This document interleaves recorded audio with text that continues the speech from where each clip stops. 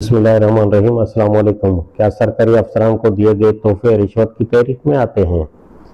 सवाल: सरकारी एहलकार को जो नजराने और हदिये और तोहफे उनकी तलब और जबर व इकराह के बगैर कारोबारी लोग अपनी खुशी से देते हैं, उन्हें मुलाजमत पेशा हजरात बिल्कुल जायज़ समझते हैं और कहते हैं कि ये रिश्वत की तहरीक में नहीं आता, इसलिए ये हलाल होना चाहिए। इसी तरह सरकारी मुलाजमों के तसर्रुफ में जो सरकारी माल होता है उसे भी अपनी ज़ाती ज़रूरतों में इस्तेमाल करना ये लोग जायज़ समझते हैं। मैं अपने हल्का मुलाकात में इस ग्रोह के लोगों को समझाने की कोशिश करता हूँ, मगर मेरी बातों से उनका इत्मीनान नहीं होता। जवाब: एक शख्स या अशखास से दूसरे शख्स या अशखास की तरफ माल की मिल्कियत मुंतकिल होने की जायज़ सूरतें सिर्फ 4 हैं। एक ये कि हब्बा या अतिया हो या बरज़ा व रग़बत। दूसरे ये कि खरीद फरोख्त हो आपकी रजामंदी से। तीसरे ये कि खिदमत का मुआवजा हो बाहमी करारदाद से। चौथे ये कि मीरास हो जो अज़्र कानून एक को दूसरे से पहुँचे। उनके मासवा जितनी सूरतें इंतकाल मिल्कियत की हैं सब हराम है। अब देखना चाहिए कि जो रुपया एक अफसर या एहलकार किसी साहिब गर्ज से लेता है या जो इस्तेफादा वो इस माल से करता है जो दरअसल पब्लिक का माल है और पब्लिक कामों के लिए उसके तसर्रुफ में दिया जाता है, उसकी हैसियत क्या है? जाहिर है कि वो खरीद फरोख्त और मीरास की तहरीक में तो आता ही नहीं। फिर क्या वो हब्बा या अतिया है? उसका फैसला करने के लिए एक सवाल का जवाब काफ़ी है। क्या ये हब्बा या अतिया एक एहलकार को इस सूरत में मिलता जबकि वो उस मनसब पर न होता या पेंशन पर अलग हो चुका होता? अगर नहीं तो ये अतिया या हब्बा नहीं है, क्योंकि ये उसके मनसब की वजह से उसके पास आ रहा है, न कि किसी ज़ाती तलब या मोहब्बत या हमदर्दी की बिना पर।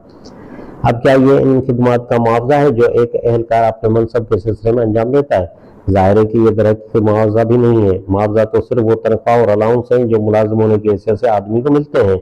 उनके मासवात जो एहलकार अपने फ़राइज़ मनसब अदा करने के सिलसिले में हासिल करता है वो या तो खयानत है जो पब्लिक फंड में से की जाती है, या नाजायज़ खिदमत का मुआवजा है जो शराइत मुलाजमत के खिलाफ अमल करने के बदले में आदमी को मिलता है, या जायज़ खिदमत का नाजायज़ मुआवजा है, क्योंकि शराइत मुलाजमत के हुदूद में रहते हुए काम करने का मुआवजा तो बमुश्किल तनख्वाह आदमी पहले ही ले चुका होता है, उस पर भी मजीद मुआवजा हासिल करना सरीह तौर पर हराम खोरी है। ये तो थी उसूली बहस। अब देखिए कि इस मामले में शरई अहकाम क्या है। अबू हमीदुल सादी से रवायत है कि रसूलुल्लाह सल्लल्लाहु अलैहि वसल्लम फरमाया, सरकारी मुलाजिमीन जो हदिया वसूल करते हैं ये खयानत है। मसनद अहमद। उन्हीं अबू हमीद का बयान है कि रसूलुल्लाह सल्लल्लाहु अलैहि वसल्लम ने इब्नुल तबी नामी एक शख्स को कबीला हज़ो पर आमिल बनाकर भेजा। जब वो वहां से सरकारी माल लेकर पलटा तो बैतुल माल में दाखिल करते वक्त उसने कहा, ये तो है सरकारी माल और ये हदिया है जो मुझे दिया गया है। उस पर हुजूर सल्लल्लाहु अलैहि वसल्लम ने एक खुतबा दिया और उसमें हम्द व सना के बाद फरमाया, मैं तुम में से एक शख्स को इस हुकूमत के काम में जो अल्लाह ने मेरे सुपुर्द किए आमिल बनाकर भेजता हूँ तो वो आकर मुझसे कहता है कि ये तो है सरकारी माल और ये हदिया है जो मुझे दिया गया। अगर ये सच है कि लोग खुद हदिया देते हैं तो क्यों न वो अपने अब्बा और अपनी अम्मा के घर बैठा रहा कि उसके हदिये उसे वहीं पहुँचते रहे। बुखारी, मुस्लिम, अबू दाऊद। बुरीदा से रवायत है कि रसूलुल्लाह सल्लल्लाहु अलैहि वसल्लम ने फरमाया, जिस शख्स को हम किसी सरकारी खिदमत पर मुकर्रर करें और उसे उस काम की तनख्वाह दें, वो अगर उस तनख्वाह के बाद और कुछ वसूल करे तो ये खयानत है। अबू दाऊद। रदीफा बिन साबित अंसारी रज़ी अल्लाह अन्हु कहते हैं कि नबी सल्लल्लाहु अलैहि वसल्लम ने फरमाया, जो शख्स अल्लाह और यौम आखिरत पर ईमान रखता है वो ये हरकत न करे कि मुसलमान के फे यानी पब्लिक माल में से एक जानवर की सवारी लेता रहे और जब वो बेकार हो जाए तो उसे फिर सरकारी इस्तबल में दाखिल कर दे। और जो शख्स अल्लाह और यौम आखिरत पर ईमान रखता हो उसका ये काम भी नहीं है कि मुसलमानों के फे में से एक कपड़ा बरते और जब वो पुराना हो जाए तो उसे वापस कर दे। अब्दुल्लाह बिन उमर से रवायत है कि रसूलुल्लाह सल्लल्लाहु अलैहि वसल्लम ने रिश्वत देने वाले और लेने वाले दोनों पर लानत फरमाई। अबू दाऊद। अदी बिन अमीर तलकुंदी कहते हैं कि रसूलुल्लाह सल्लल्लाहु अलैहि वसल्लम ने फरमाया, लोगों, जो शख्स हमारी हुकूमत में किसी खिदमत पर मुकर्रर किया गया और उसने एक धागा या उससे भी हकीर तर कोई चीज छुपाकर इस्तेमाल की तो ये खयानत है जिसका बोझ उठाते हुए वो क़यामत के रोज हाजिर होगा। अबू दाऊद। ये हैं इस मसले में नबी सल्लल्लाहु अलैहि वसल्लम के इरशादात और ये अपने मुद्दा में इतने वाज़ेह हैं कि उन पर किसी तशरीह और तोज़ीह के इजाफे की जरूरत नहीं।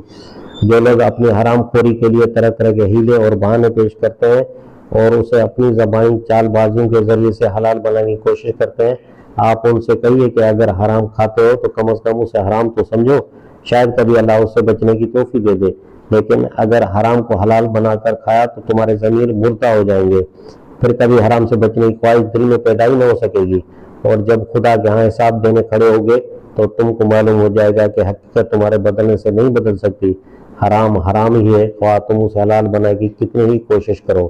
پھر لوگوں سے کہیے کہ خدا اور آخرت اور حساب اور جزا و سزا یہ سب تمہارے نزدیک محض افسانہ ہی افسانہ ہے، تب تو حلال و حرام کی بحث فضول ہے، جانوروں کی طرح جس کھیت میں ہریالی نظر آئے اس میں گھس جاؤ، اور جائز و ناجائز کی بحث کے بغیر کھاؤ جتنا کھایا جا سکے، لیکن اگر تمہیں یقین ہے کہ اوپر کوئی خدا بھی ہے اور کبھی اس کے سامنے جا کر حساب ہی دینا ہے تو ذرا اس بات پر بھی غور کر لو کہ آخر یہ حرام کی کمائی کس کے لیے کرتے ہو؟ کیا اپنے جسم اور جان کی پرورش کے لیے؟ مگر یہ جسم و جان تو اس خدمت پر تمہارے احسان مند نہ ہوں گے، بلکہ تمہارے خلاف خدا کے ہاں الٹا استغاثہ کریں گے کہ تو نے ہمیں اس ظالم کی امانت میں دیا تھا اور اس نے ہمیں حرام کھلا کھلا کر پرورش کیا۔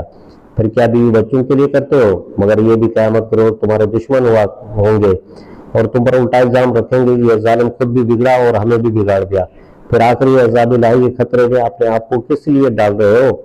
کون ہے جو اس ناجائز خدمت پر تمہارا احسان مند ہوگا؟ کس سے اس بے جا صحیح پر صلے کی توقع رکھتے ہو؟ وہ غیر الہی نظام حکومت جس کے لیے ایک جز کی حیثیت سے آپ لوگ کام کر رہے ہیں، بجائے خود ناپاک ہے، اس کی حیثیت بالکل خنزیر کے نظام جسمانی کی سی ہے جس کی بوٹی بوٹی اور رگ رگ میں حرام سرایت کیے ہوئے، اس کے کل پردے بن کر آپ لوگ پہلے ہی گناہ عظیم میں مبتلا ہیں، اب اس پر خیانت اور رشوت اور باطل طریقوں کے ارتکاب کا اضافہ کر کے اپنے آپ کو کیوں مزید خطرے میں ڈالتے ہو؟ کیا کبھی موت آنی ہی نہیں ہے، یا مرنے کے بعد کوئی جائے پناہ تجویز کر رکھی ہے جہاں خدا کی پکڑ سے بچ جانے کی امید ہے؟